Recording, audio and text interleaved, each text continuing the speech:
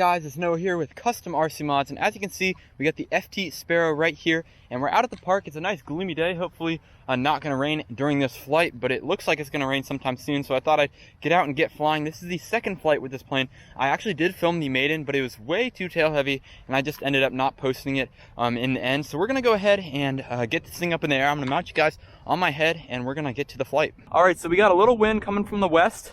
We're going to go ahead and launch this thing up into the air.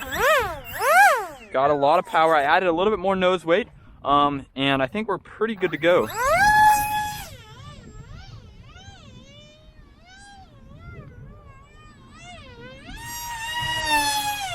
There we go. It's flying a little bit better. Need some more elevator throw. It's really all over the place still, but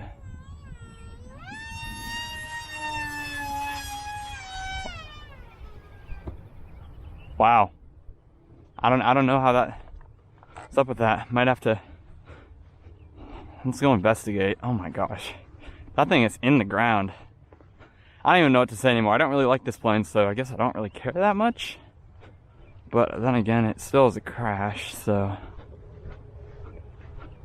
I think it's the control setup on here, because this happened pretty much last time and I blamed it on a brownout, but the receiver wasn't too bad.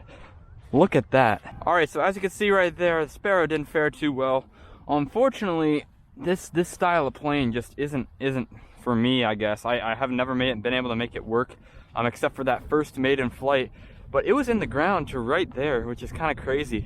But that's unfortunate, but I don't really like this plane that much anyway, so I guess it's not much of a loss for me, because I'll just build something else out of these electronics that I have here. Yeah, again, it's unfortunate, but I guess that's just how it goes sometimes, so we'll just leave it at that. Thank you guys so much for watching, and I'll catch you guys in the next video.